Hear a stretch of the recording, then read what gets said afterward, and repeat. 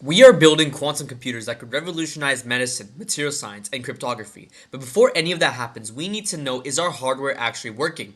The way we answer that question is with something called a pseudo threshold. It's a benchmark, a number that tells you whether your quantum error correction code is doing its job.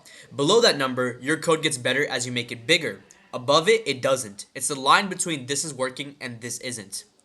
The entire field uses this number to compare codes, evaluate hardware, and make decisions about what architectures to invest in. But here's the problem. Nobody was checking whether this number itself could be trusted. I built a simulation framework to test exactly that. And what I found is this. At the same exact physical error rate, two different but equally plausible assumptions about the noise in your hardware produce opposite conclusions. One says increasing your code size helps, the other says it doesn't. Same hardware, same error rate, opposite answers, depending entirely on what you assumed.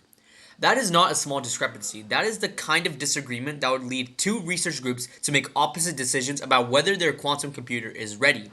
What I built is a diagnostic tool, a way to measure how sensitive your benchmark is to the assumptions underneath it.